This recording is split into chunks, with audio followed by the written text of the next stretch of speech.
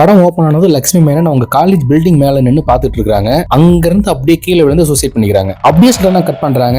ஆக்சுவலா அவங்களுக்கு வந்தது ஒரு கனவு. கண்ணை திறந்து பார்த்தா நிஜமாவே அந்த காலேஜ் மாடியில இருந்து ஒரு பொண்ணு கீழே விழுந்து சூசைட் பண்ணிருக்கு. அந்த காலேஜ் நிர்வாகமே இதை பத்தி பரபரப்பா பேசிட்டு இருக்காங்க. இங்க பாருங்க, நியூஸ் பேப்பர் எல்லாம் போட ஆரம்பிச்சிட்டாங்க. இது தற்கொலையால் அமானுஷ்யமான்னு தெரியல. இந்த மந்த்ல 2 ஸ்டூடெண்ட் சூசைட் பண்ணிட்டாங்க. இதை நம்ம இமீடியட்டா ஸ்டார்ட் பண்ணணும் அப்படின்னு சொல்லி அந்த காலேஜோட டீன் பேசிட்டு இருக்காரு. உடனே அங்க இருக்கவங்க எல்லாம் ஆளாளுக்கு ஒண்ணு சொல்ல ஆரம்பிக்கிறாங்க. இது கண்டிப்பா பேயோட வேலையா தான் இருக்கும். இந்த காலேஜ்ல நிறைய ஆவிகள் சுத்திட்டு இருக்கிறதா நிறைய பேர் சொல்றாங்க. அதுங்களோட வேலையா தான் இருக்கும். எனக்கு தெரிஞ்ச சாமியார் ஒருத்தர் இருக்காரு, அவரை கூப்பிட்டு பார்க்கலாம் அப்படின்னு ஒருத்தர் சொல்றாரு. உடனே அவர் பக்கத்துல எனக்கு தெரிஞ்ச ஃபாதர் ஒருத்தர் இந்த மாதிரி விஷயத்துல ரொம்ப சூப்பரா ஹேண்டில் பண்ணுவாரு, நான் வேணா அவர் வர சொல்றேன் அப்படின்னு சொல்லிட்டு இருக்காரு. உடனே டென்ஷன் ஆன காலேஜ் டீன், இதென்ன காலேஜ் நினைச்சீங்களா இல்ல வேற ஏதாவது நினைச்சீங்களா? ஆளாளுக்கு சாமியார் கூட்டிட்டு வரணுங்கிறீங்க, பேயோட்டரை கூட்டு வரணுங்கிறீங்க, வேலிடா ஏதாவது ஐடியா சொல்லுங்க அப்படின்னு கேட்டுட்டு இருக்காரு. உடனே இன்னொருத்தர், சார் நம்ம காலேஜ்ல ஆவிகள் நிறைய சுத்துறதா நிறைய கட்டுக்கதைகள் கட்டி கிளப்பி விட்டுருக்காங்க. இது நம்ம இமீடியட்டா ஸ்டாப் பண்ணலன்னா in 3 monthsல நம்ம காலேஜ்ல அட்மிஷன்ஸ் ஓபன் ஆகுது. சோ இப்படியே போச்சுன்னா அட்மிஷன்ஸ் பாதிக்கும். அதுக்கு என்கிட்ட ஒரு சூப்பர் பிளான் இருக்கு. மும்பைல எனக்கு தெரிஞ்ச கோஸ்ட் இன்வெஸ்டிகேட்டர் ஒருத்தர் இருக்காரு. அவரை வர வச்சு நிஜமாவே இந்த காலேஜ்ல என்ன இருக்கு அப்படின்னு கண்டுபிடிக்க சொல்லலாம். அவர் உண்மையிலே பேரநார்மல் ஆக்டிவிட்டிஸ் பத்தி ரொம்ப ரிசர்ச் பண்ணிட்டு இருக்காரு. அவர் மட்டும் வந்து இன்வெஸ்டிகேட் பண்ணிட்டு இங்க எதுவும் இல்ல அப்படின்னு சொல்லிட்டாருன்னா ஸ்டூடெண்ட்ஸும் பயம் இல்லாம ஜாயின் பண்ணுவாங்க அப்படின்னு ஐடியா கொடுக்க, அப்ப இமிடியேட்டா வர சொல்லுங்க அப்படின்னு காலேஜ் டீன் சொல்றாரு. இப்ப கட் பண்ணா ஹீரோவா வர நம்ம ஆதி சாரை காட்டுறாங்க. அவர் மும்பைல ஒரு வீட்ல கோஸ்ட் பத்தி இன்வெஸ்டிகேட் பண்ணிட்டு இருக்காரு. அநேகமா அந்த போட்டோல இருக்க அந்த சின்ன பொண்ணு தான் அந்த வீட்ல ஆவியா இருக்கு போல. சோ அந்த பொண்ணு கிட்ட பேச ட்ரை பண்ணிட்டு இருக்காரு. இவர் அந்த பொண்ணு கிட்ட ஃப்ரீக்வன்சி சவுண்ட் மூலமா கம்யூனிகேட் பண்றாரு. அப்போ உனக்கு அம்மா பிடிக்குமா அப்பா பிடிக்குமான்னு கேட்கும்போது அந்த பொண்ணு ரொம்பவே கோவப்படுது. சரி, எதனால உன் பேரண்ட்ஸ் மேல எவ்வளவு கோவமா இருக்கு அப்படின்னு கேட்டா, எனக்கு ரொம்ப பிடிச்ச அந்த ஸ்வீட்டிங்கிற பொம்மைய வீட்டுக்கு வெளியில தூக்கி எரிஞ்சிட்டாங்க, அப்போ அவங்க என்ன மறந்துட்டாங்க, அதனாலதான் அவங்க மேல அவ்வளவு கோவமா இருக்கேன் அப்படின்னு கம்யூனிகேட் பண்ணுது. உடனே இவரும் அவங்க பேரண்ட்ஸ் கிட்ட, நீங்க அந்த பொம்மையை தூக்கி எரிஞ்சது அவங்களுக்கு சுத்தமா பிடிக்கல, சோ நீங்க அவங்களே அவாய்ட் பண்ணிட்டதா நினைச்சு உங்க மேல அவ்வளவு கோவத்தை காட்டியிருக்காங்க. அவங்களுக்கு ரொம்ப பிடிச்ச ஒரு பொருளை நீங்க வேணான்னு தூக்கி எறியும் போது அது அவங்களே தூக்கி எறியறத அவங்க நினைச்சுக்குவாங்க அப்படின்னு சொல்லிட்டு அங்க இருந்து கிளம்பிடுறாரு. அந்த இடத்துல டைட்டில் போட்டு படம் ஸ்டார்ட் ஆகுது. இப்போ டைட்டில் கார்டு முடிஞ்சதும் ஹீரோ நேரா மூணார்ல இருக்கிற அந்த மெடிக்கல் காலேஜ்க்கு கிளம்பி போறாரு. கிளம்பி போய் அந்த காலேஜ் டீனை மீட் பண்றாரு. டீனும் அந்த காலேஜ்ல என்ன நடந்துட்டு இருக்கு அப்படிங்கறத அவர்கிட்ட சொல்றாரு. கடந்த 1 மாசத்துல 2 ஸ்டூடெண்ட்ஸ் இதோட சூசைட் பண்ணிட்டாங்க. இதுக்கு ஆளாளுக்கு நிறைய காரணம் சொல்லிட்டு இருக்காங்க. அது இல்லன்னு ப்ரூவ் பண்றதுக்காக தான் உங்களை மும்பைல இருந்து வர வச்சிருக்கோம். சோ நான் உங்களுக்கு கொடுக்குற டைம் வெறும் 10 days. அந்த 10 daysக்குள்ள இந்த காலேஜ்ல என்ன நடந்துட்டு இருக்கு அப்படின்னு நீங்க அனலைஸ் பண்ணி வெளியே சொல்லணும் அப்படின்னு சொல்லி அவரை தங்குற இடத்துக்கு அனுப்பி வைக்கிறாரு. அனுப்பி வச்சுட்டு அந்த டீனும் யார்ட்டையோ பேசிட்டு இருக்காரு. நாம கட்டிவிட்ட கதையை இப்ப எல்லாரும் நம்ப ஆரம்பிச்சிட்டாங்க. இப்ப அதை இல்லன்னு ப்ரூவ் பண்றதுக்காக தான் இவனை வர வச்சிருக்கோம். சோ சீக்கிரமாவே இல்லன்னு ப்ரூவ் பண்ணிடுவோம். அதுக்கப்புறம் நம்ம காலேஜ் ப்ராப்ளமே நம்ம ரன் ஆகும் அப்படின்னு பேசிட்டு இருக்காரு. இப்போ இவரு தங்குற வீட்டுல இவருக்கு ஹெல்ப் பண்றதுக்காக ரெடின் கிங்ஸ்லி அனுப்பி வைக்கிறாங்க. அவர்கிட்ட நார்மலா கோஸ்ட் பத்தி பேசிட்டு அவரை வச்சு நல்லா ஃபன் பண்ணிட்டு அவரோட வேலையை ஸ்டார்ட் பண்றாரு. இப்ப ஃபர்ஸ்ட் டே காலேஜ்ல இருக்க ஸ்டூடெண்ட்ஸ் கிட்ட பேசி அந்த சூசைட் பண்ண பொண்ணு யாருகிட்ட அதிகம் பேசுவாங்க, கடைசி கொஞ்ச நாளா எப்படி எல்லாம் நடந்துகிட்டாங்க அப்படின்னு அவங்க ஃப்ரெண்ட்ஸ் கிட்ட எல்லாம் கேட்டு தெரிஞ்சுக்கிறாரு. அது மட்டும் இல்லாம அந்த பொண்ணு உட்கார்ந்திருக்க டெஸ்க்ல போய் பார்த்தா ரொம்ப வினோதமாவும் அமானுஷ்யமாவும் ஒரு சிம்பிளை வந்து அந்த பொண்ணு ரொம்ப கோவமா கிறுக்கி வச்சிருக்காங்க. இப்ப அவங்க கிட்ட பேசி முடிச்சிட்டு அவங்களோட ப்ரொஃபஸரா இருக்க லட்சுமி மேனன்ட்டையும் பேச போறாரு. லட்சுமி மேனன்ட்ட நார்மலா இன்ட்ரோ கொடுத்து பேசிட்டு இருக்காரு. நீங்க லாஸ்ட் 2 days கிளாஸ் வரல, நான் என்னோட தீசஸ்ல பிஸியா இருந்தேன், எனக்கு இந்த பேய் ஆவிகள் மேல நம்பிக்கை கிடையாது, அதை பத்தி தான் தீசஸ் எடுத்துட்டு இருக்கேன் அப்படின்னு சொல்றாங்க. நீங்க எதுக்கு இந்த வேலைக்கு வந்தீங்கன்னு கேட்க, சின்ன வயசுல என் பாட்டி எனக்கு நிறைய பேய் கதை சொல்லுவாங்க, அதெல்லாம் கேட்க கேட்க எனக்கு ரொம்ப இன்ட்ரெஸ்டா இருந்தது, இப்ப பெரியவனானதும் அதுவே எனக்கு தொழிலாயிடுச்சு அப்படிங்கிற. இப்ப நெக்ஸ்ட் போலீஸ் ஸ்டேஷன் போயிட்டு கலெக்ட் பண்ண எவிடன்ஸ் வாங்கி பாத்துட்டு இருக்காரு. அது மட்டும் இல்லாம மார்ச்சுவரியில அவங்க பாடியை பார்க்கவும் போறாரு. போனா அந்த பொண்ணோட பாடியை ஃப்ரீசர்ல வச்சும் பார்க்கவே ரொம்ப கொடூரமா அந்த பாடி டீகம்போஸ் ஆயிருக்கு. ஃப்ரீசர்ல இருக்க பாடி எப்படி இவ்வளவு சீக்கிரம் டீகம்போஸ் ஆச்சுன்னு அங்க இருக்கிற டாக்டர்கிட்ட கேட்க, இது மட்டும் இல்ல சார், வாங்க உங்களுக்கு இன்னொன்னு காட்டுறேன் அப்படின்னு கூட்டிட்டு போய் அதே காலேஜ்ல அந்த பொண்ணு இறந்த கொஞ்ச நாளுக்கு முன்னால சூசைட் பண்ண ஒரு பையனோட பாடியை காட்டுறாரு. அந்த பாடி அதை விட மோசமா பார்க்கவே ரொம்ப பயங்கரமா டீகம்போஸ் ஆயிருக்கு. ஆக்சுவலா ஃப்ரீசர்ல இவ்வளவு சீக்கிரம் டீகம்போஸ் ஆனது எங்களுக்கே ரொம்ப பெரிய விஷயமா இருக்கு. எங்களோட சீஃப் டாக்டர்ஸே ரொம்ப குழம்பி போயிருக்காங்க அப்படின்னு சொல்லிட்டு இருக்காரு. இப்போ அந்த சூசைட் பண்ண பொண்ணு அதோட டெஸ்க்ல கிறுக்கி வச்ச அதே சிம்பிள் இந்த பாடியோட ஹேண்ட்லயும் இருக்கு. பார்த்துட்டு 2 பேரோட சூசைட்ல ஏதோ சம்பந்தம் இருக்குன்னு யோசிச்சுக்கிட்டு திரும்ப காலேஜுக்கு வந்து அவரோட இன்வெஸ்டிகேஷன் ஸ்டார்ட் பண்றாரு. அப்போ வரும்போது ஏகப்பட்ட டிவைஸ் எடுத்துட்டு வந்தீங்களே, ஆக்சுவலா என்ன இதெல்லாம் அப்படின்னு சொல்லி ரெடின் கிங்ஸ்லி கேட்க, இதெல்லாம் கோஸ்ட் கூட கம்யூனிகேட் பண்ண கோஸ்டோட உருவத்தை கண்டுபிடிக்கக்கூடிய டிவைசஸ் அப்படின்னு சொல்றாரு. ஒவ்வொரு உயிருக்கும் ஒரு ஃப்ரீக்வன்சி இருக்கும், அந்த மாதிரி கோஸ்டுக்கும் ஒரு ஃப்ரீக்வன்சி இருக்கு, அந்த ஃப்ரீக்வன்சி மட்டும் ஃபைண்ட் அவுட் பண்ற டிவைஸ் தான் இது அப்படின்னு அவர் கையில வச்சிருக்க டிவைஸ் வச்சு சொல்லிட்டு இருக்காரு. இப்போ அந்த காலேஜ்ல இருக்க ஒவ்வொரு இடமும் போய் அந்த டிவைஸ் வச்சு செக் பண்ணிட்டு இருக்காரு. ஆனா அவருக்கு எந்த க்ளூவுமே கிடைக்கல. அண்ட் ஃபைனலி காலேஜ்ல இருக்க ஹாஸ்டல்ல நான் செக் பண்ண போறேன்னு சொல்லிட்டு அங்க இருக்க சிசிடிவி கேமரா சர்வேலன்ஸ் பண்ற இடத்துல ரெடின் கிங்ஸ்லி உட்கார வச்சு இந்த ஒவ்வொரு கேமராவை டீப்பா வாட்ச் பண்ணிட்டே இருங்க, இதுல ஏதாவது ஒரு மூவ்மெண்ட் தெரிஞ்சா கூட என்ன கூப்பிடுங்கன்னு சொல்லிட்டு அந்த சூசைட் பண்ண பொண்ணோட ரூம்குள்ள போய் பார்த்துட்டு இருக்காரு. அவர் அந்த ரூம்குள்ள போய் பார்க்க ஆரம்பிச்ச உடனே வெளியில ஸ்டெப்ஸ்ல யாரோ ஓடுற மாதிரி சவுண்ட் கேக்குது. வந்து தேடி பார்க்கறாரு, அங்க யாருமே இல்ல. திரும்பி நடக்க நடக்க அவர் பின்னால யாரோ ஓடுற மாதிரி சவுண்ட் கேக்குது. அது மட்டும் இல்லாம இல்லாம அங்க பூட்டி வச்சிருக்கிற ஒரு ரூமோட கதவு தானா ஆடிட்டு இருக்கு. அந்த டைம்ல ரெடின் கிங்ஸ்லி அங்க இருக்கிற சிசிடிவி கேமரா வாட்ச் பண்ணும்போது அதுல ஒரு கேமரால ஒரு பொண்ணோட ஆவி அங்க நிக்கிறது அவர் கண்ணுக்கு தெரியுது. அவர் அதை பார்த்து பயந்து அலறி அங்க இருந்து ஓடி வராரு. இப்போ ஹீரோ சார் அந்த ரூம் கிட்ட வந்து திரும்பும் போது அந்த ஆவி அவருக்கு எதிரில் வருது. ஆனா இந்த இடத்துல ஹீரோ சார் கொஞ்சம் கூட பேனிக் ஆகாம பலார்னு ஒரு அறை விட்டு அது ஆவி இல்ல, நார்மலா அங்க படிக்கிற ஒரு பொண்ணு தான் அந்த மாதிரி கெட்ட போட்டுருக்குன்ட்டு அந்த பொண்ணை கையை பிடிச்சி இழுத்துட்டு போயிட்டு இருக்காரு. அப்போதான் அங்க இருக்கிற ஸ்டூடெண்ட்ஸ் சில பேர் சேர்ந்து அவரை பிராங்க் பண்றதுக்காக இப்படி பண்ணிருக்காங்கன்னு தெரியுது. நேரா லட்சுமி மேனன் ரூமுக்கு போறாரு. இதெல்லாம் நீங்க சொல்லிதான் அவங்க பண்ணிட்டு இருக்காங்களா, உங்களுக்கு எதுக்கு இந்த தேவையில்லாத வேலை, என் வேலையில எதுக்கு தேவையில்லாம மூக்க நுழைக்கிறீங்க அப்படின்னு கேக்குறாரு. இல்ல நீங்க நிஜமாவே பேயை கண்டுபிடிக்கிறவர் தானே, செக் பண்றதுக்காக தான் நாங்க இந்த மாதிரி ஒரு வேலையை பார்த்தோம் அப்படின்னு சொல்றாங்க. சொல்லிட்டு அங்க இருக்கிற ஸ்டூடெண்ட்ஸ் எல்லாம் கிளம்ப சொல்லிட்டு அவர் கையில வச்சிருக்க டிவைஸ் பார்த்தா அந்த இடத்துல கோஸ்ட் சிக்னல் காட்டுது. அது என்ன கரெக்டா இவங்க ரூம் கிட்ட வந்ததுக்கு அப்புறம் கோஸ்ட் சிக்னல் காட்டுதுன்னு ஒருவேளை அது மொபைலோட ஃப்ரீக்வன்சியா கூட இருக்கலாம்னு அவங்களை கூப்பிட்டு தயவு செஞ்சு உங்க மொபைலை சுவிட்ச் ஆஃப் பண்ணுங்க, உங்க மொபைலோட ஃப்ரீக்வன்சி என் டிவைஸை டிஸ்டர்ப் பண்ணுது அப்படிங்கிறாரு. இது ஏன் ரூம், நான் என்ன வேணாலும் பண்ணுவேன், இங்க வந்து என்ன அது பண்ணக்கூடாது இது பண்ணக்கூடாது நீங்க சொல்லக்கூடாது, நீங்க போய் உங்க வேலையை பாருங்க அப்படின்னு சொல்லிட்டு கதவை க்ளோஸ் பண்ணிடுறாங்க. இப்போ திரும்ப அவரோட ரூமுக்கு வந்து அந்த இறந்து போனோட பொண்ணோட மொபைல்ல இருக்க போட்டோஸை செக் பண்ணிட்டு இருக்காரு. அப்படி செக் பண்ணும்போது ஆல்ரெடி சூசைட் பண்ண பையன் இப்ப சூசைட் பண்ண அந்த பொண்ணும் இல்லாம இன்னொரு பொண்ணும் சேர்ந்து செல்ஃபி எடுத்திருக்காங்க. அது மட்டும் இல்லாம செல்ஃபி எடுக்கும்போது அவங்க ஃபேஸ் என்ன ரியாக்ஷன் பண்ணுதோ அதே ரியாக்ஷன் தான் அவங்க இறந்ததுக்கு அப்புறமும் பண்ணிருக்கோம். சோ இந்த போட்டோல இருக்க இன்னொரு பொண்ணுக்கு ஏதோ ஆகிறதுக்குள்ள எப்படியாவது காப்பாத்தணும்னு சொல்லிட்டு அந்த பொண்ணை கான்டாக்ட் பண்ண ட்ரை பண்றாரு. ஆனா கான்டாக்ட் பண்ண முடியல. ஒருவேளை அந்த பொண்ணோட பாய் ஃப்ரெண்டோட ரூமுக்கு கூட போயிருக்கும் அப்படின்னு சொல்லிட்டு அங்கேயும் போய் பாக்குறாரு, அங்கேயும் இல்ல. அப்பதான் அவருக்கு இன்னொரு குழு கிடைக்குது. ஃபர்ஸ்ட் இறந்து போன அந்த பொண்ணோட ரூமுக்கு போனப்ப அந்த பொண்ணு ஒரு ஏர் டிராப்ஸ் யூஸ் பண்ணிருப்பாங்க. இந்த பொண்ணோட ரூம்லயும் அதே போல ஒரு ஏர் டிராப்ஸ் இருக்கும். உடனே எதுக்காக இவங்க ஏர் டிராப்ஸ் எடுத்துக்கிறாங்க அப்படின்னு டாக்டர் போய் பாக்குறாரு. அப்பதான் அந்த டாக்டரும் ஷாக்கிங்கா இன்னொரு விஷயம் சொல்றாரு. அந்த பொண்ணு முதல்ல சாதாரண காது வலின்னு தான் என்கிட்ட வந்தது, ஆனா அதுக்கப்புறம் ரொம்ப வித்தியாசமான சத்தத்தை அதிக அளவுல கேட்டதா அந்த பொண்ணு சொல்லுவோம். ஒரு 1000 வவ்வால் ஒரே டைம்ல வந்து காது கிட்ட கத்துற மாதிரி சத்தம் கேட்கறதா சொல்லி அந்த பொண்ணு என்கிட்ட ட்ரீட்மெண்ட் எடுத்துக்கிச்சு, அதுக்காக கொடுத்த ஏர் டிராப்ஸ் தான் அப்படின்னு சொல்லி அனுப்பிடுறாரு. சோ எப்படியாவது இந்த பொண்ணுக்கு ஏதாவது ஆகிறதுக்கு முன்னாடி சீக்கிரம் காப்பாத்தணும்னு சொல்லி அந்த பொண்ணை கான்டாக்ட் பண்ண ட்ரை பண்ணிட்டு இருக்காரு. அந்த டைம்ல வெளியில போன பொண்ணும் திரும்ப ஹாஸ்டலுக்குள்ள வந்துடுறாங்க. இப்ப அந்த பொண்ணு வந்ததை அங்க இருக்கிற வாட்ச்மேன் கால் பண்ணி ஹீரோ கிட்ட சொல்ல, சோ எதுவும் நடக்கிறதுக்குள்ள சீக்கிரமா போய் காப்பாத்தலாம் வேகமா போயிட்டு இருக்காரு. ஆனா அதே டைம்ல லட்சுமி மேனன் தூக்கு போட்டு தொங்குற மாதிரி அவங்களுக்கு கனவு வருது. இப்ப ஹீரோ சார் அங்க போய் பார்த்தா அந்த பொண்ணு இறந்த தூக்குல தொங்கிட்டு இருக்காங்க. இப்போ ஆல்ரெடி 2 பேர் சூசைட் பண்ணி கொஞ்ச நாள் கூட ஆகல, அதுக்குள்ள 3ஆவதா மறுபடியும் ஒரு பொண்ணு இறந்துருச்சுன்னு சொல்லி அந்த காலேஜ் பயங்கர குழப்பத்துல இருக்கு. அது மட்டும் இல்லாம லாஸ்டா இறந்த 2 பேர் கையில இருந்த அதே சிம்பிள் இந்த பொண்ணோட கையிலும் இருக்கு. அப்பதான் ஹீரோ ஒரு விஷயத்தை நோட் பண்றாரு. இந்த காலேஜ்ல எல்லா பிளேஸ்லயும் இன்வெஸ்டிகேட் பண்ணியாச்சு, இந்த ஒரு இடம் மட்டும் தான் நம்ம இன்வெஸ்டிகேட்டே பண்ணல.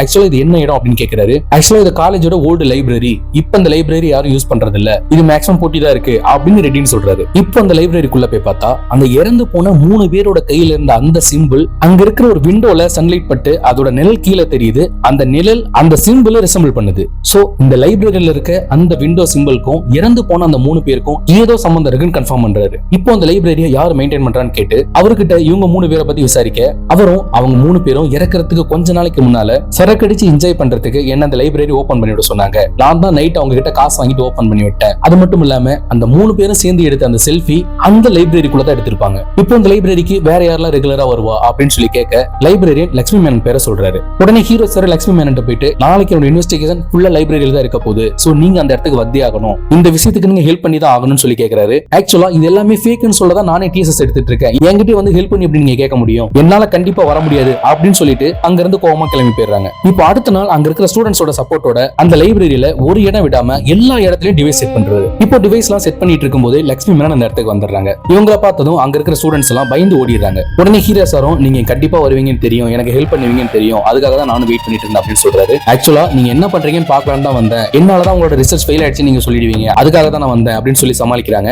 சொல்லிட்டு இருக்கும்போது அவங்கள ஒரு சேர்ல உட்காராச்சு அவங்க மேல ஏதோ பண்றாரு. என்ன பண்ணிட்டு இருக்கீங்க, எதுக்கு என் மேல இதெல்லாம் பண்ணிட்டு இருக்கீங்க அப்படின்னு கேட்க ஒரு 5 மினிட்ஸ் எனக்கு சப்போர்ட் பண்ணுங்க அப்படின்னு சொல்லிட்டு அவங்க கையில ஹேண்ட் கஃபும் போட்டு அவரோட ஒர்க்கை ஸ்டார்ட் பண்றாரு. ஸ்டார்ட் பண்ண உடனே அங்க இருக்கிற ஒரு டிவைஸ்க்கு சிக்னல் கிடைக்குது. சோ அவங்க யாரு, எதனால இதெல்லாம் பண்ணிட்டு இருக்காங்க, அவங்களுக்கு என்ன ஹெல்ப் வேணும் அப்படின்னு சொல்லி ஹீரோ கேட்க ட்ரை பண்றாரு. ஆனா ஹீரோவால அவங்க கூட கம்யூனிகேட் பண்ண முடியல. ஒரு கட்டத்துல அங்க இருக்கிற எல்லா டிவைஸ்க்குமே சிக்னல் கிடைக்குது. அந்த இடத்துல மொத்தமா 42 ஃப்ரீக்வன்சி அவருக்கு கனெக்ட் ஆகுது. அப்பதான் ஒரு விஷயம் அவருக்கு தெளிவா தெரியுது. அங்க இருக்கிறது ஒரு ஆத்மா இல்ல, மொத்தம் 42 ஆத்மாக்கள் அங்க இருக்கு.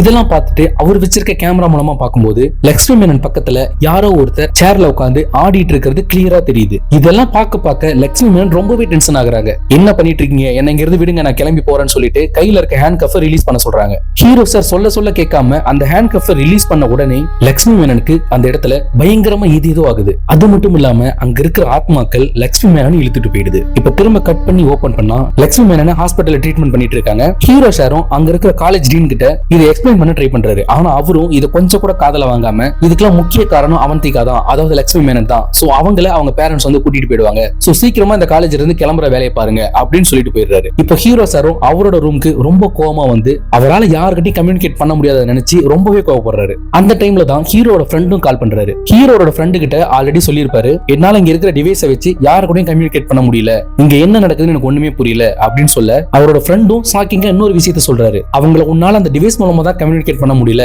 பட் அவங்க ஏதோ ஒரு வகையில உன்னை கம்யூனிகேட் பண்ண ரொம்பவே ட்ரை பண்ணிட்டு இருக்காங்க அப்படின்னு சொல்றாரு. அது மட்டும் இல்லாம அது இப்போதான் லைப்ரரியா இருக்கு. கிட்டத்தட்ட 34 வருஷத்துக்கு முன்னால அது ஒரு சர்ச், அந்த சர்ச்சை தான் இப்போ லைப்ரரியா யூஸ் பண்ணிட்டு இருக்காங்க அப்படின்னு சொல்றாரு. ஹீரோ சார் திரும்ப அங்க ஏதாவது க்ளூ கிடைக்குதா அப்படின்னு தேடி பார்க்க திரும்ப அந்த லைப்ரரிக்குள்ள போறாரு. போனா அவருக்கு மட்டும் ஒரு மியூசிக் அடிக்கடி கேக்குது. ஹீரோ சார் அந்த மியூசிக்கை நோட்ஸ் எடுத்து அங்க இருக்க வேற ஒரு சர்ச்சில் இருக்க ஃபாதர் கிட்ட போய் கேட்கிறாரு, இந்த நோட்ஸ்ல இருக்க மியூசிக் எல்லா சர்ச்சிலும் பிளே ஆகுமா அப்படின்னு சொல்லி கேட்க அவரும் இந்த நோட்ஸ் இங்க இருக்கிற எந்த சர்ச்சிலுமே பிளே ஆகாது, இது காமனா ஸ்பெசிபிக்கா யாரோ ஒருத்தர் மட்டும் பிளே பண்ற மியூசிக் அப்படின்னு சொல்லிடுறாரு. அதெல்லாம் ஓகே, நீங்க எங்க இருந்து வரீங்க, எதுக்கு இந்த மியூசிக் நோட்ஸ் பத்தி என்கிட்ட கேக்குறீங்கன்னு கேட்க, நான் ஹோலி ஏஞ்சல் காலேஜ்ல இருந்து வரேன், அங்க நடந்துட்டு இருக்க ரிசர்ச் பத்தி நான் இன்வெஸ்டிகேட் பண்ணிட்டு இருக்கேன் அப்படின்னு சொல்றாரு. நீங்க அங்க இருந்தா வரீங்கன்னு சொல்லியிருந்தேன், நான் உங்களை உள்ளே அலோவ் பண்ணிருக்க மாட்டேன். ஆக்சுவலா அது சாத்தவனோட இடம். சோ ஒரு சாத்தவனோட இடத்துல இருந்து எப்படி நீங்க இங்க வரலாம், தயவு செஞ்சு இங்க இருந்து கிளம்பிடுங்க அப்படின்னு கோவப்பட்டு கிளம்பிடுறாரு. இப்போ ஹீரோ சார் அந்த நோட்ஸ் எடுத்துட்டு அங்க இருந்து கிளம்பும் போது அவரோட கார் ஆட்டோமேட்டிக்கா ஒரு பிளேஸ்க்கு அவரை கூட்டிட்டு போகுது. அந்த பிளேஸ்க்கு போய் பார்த்தா எம்எஸ் பாஸ்கர் அங்க சவப்பெட்டிகள் செஞ்சுட்டு இருக்காரு. அவர்கிட்ட இந்த மியூசிக் நோட்ஸ் பத்தி ஏதாவது தெரியுமா,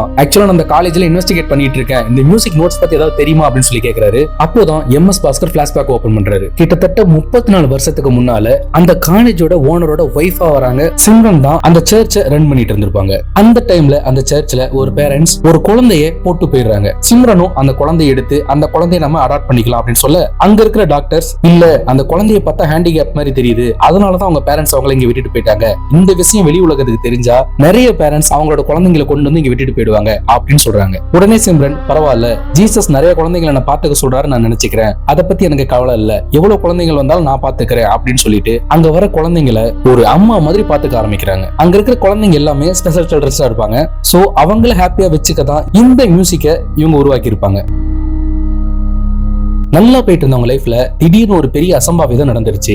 அங்க இருக்கிற குழந்தைங்களுக்கு பூரா வியாதி வந்து ஒவ்வொரு குழந்தைகளும் இறக்க ஆரம்பிச்சிருச்சு. இதனால அவங்களும் ரொம்பவே உடைஞ்சு போயிட்டாங்க. அதுக்கப்புறம் அவங்க எங்க போனாங்க, இருக்காங்களா இல்லையா, எதுவுமே இதுவரையும் தெரியல அப்படின்னு சொல்றாரு. சரி, அங்க இறந்து போன அந்த குழந்தைங்களோட உடல்லாம் எங்க அடக்கம் பண்ணிருக்கு அப்படின்னு சொல்லி கேட்க எம்எஸ் பாஸ்கர் ஒரு இடத்த கூட்டிட்டு போறாரு. ஹீரோ சாரும் அதெல்லாம் பார்த்துட்டு இவங்களோட உடம்ப திரும்ப நான் தோண்டி எடுத்து பார்த்தாகணும் அப்படின்னு சொல்லி கேட்கிறாரு. உடனே எம்எஸ் பாஸ்கரும் கோவப்பட்டு அவங்களே அவ்வளவு வேதனையில இறந்தாங்க, அவங்களை திரும்ப நீங்க கஷ்டப்படுத்தாதீங்க அப்படின்னு சொல்றாரு. உடனே ஹீரோ சாரும் இறந்தவங்க யாரும் நார்மலா இறக்கல, அப்படி நார்மலா இறந்திருந்தாங்கன்னா இப்ப அவங்க ஆவியா சுத்திட்டு இருக்க மாட்டாங்க, சோ அவங்க இறப்புக்கு பின்னால வேற ஏதோ ஒரு விஷயம் மர்மமா இருக்கு அப்படின்னு சொல்லிட்டு அங்கிருந்து கிளம்பிடுறாரு. கிளம்பி நேரா போய் ஹாஸ்பிட்டல்ல ட்ரீட்மெண்ட்ல இருக்கிற லக்ஷ்மி மேனனை மீட் பண்றாரு. அதுவரை அவரை நம்பாம இருந்த லக்ஷ்மி மேனன் அப்போதான் நம்ப ஆரம்பிக்கிறாங்க. நீங்க சொன்னது எதையுமே நான் நம்பல, ஆனா இப்போ நம்புறேன் அப்படின்னு சொல்றாங்க. நான் உங்களை ஃபர்ஸ்ட் பார்த்த உடனே இந்த வேலைக்கு நான் ஏன் வந்தேன் அப்படின்னு சொல்லி ஒரு ஸ்டோரி சொன்னேன், எங்க பாட்டி சொன்ன கதைகளை வச்சு வந்தேன் அப்படின்னு. ஆனா அது உண்மை கிடையாது. நான் 8 வயசா இருக்கும் போது எங்க அம்மாவுக்கு இசைனா ரொம்ப பிடிக்கும். எனக்கு இந்த மியூசிக் நோட்ஸ், மியூசிக் பத்தி எல்லாமே அவங்க தான் எனக்கு சொல்லி கொடுத்தாங்க. அவங்க உடம்பு சரியில்லாம போனப்போ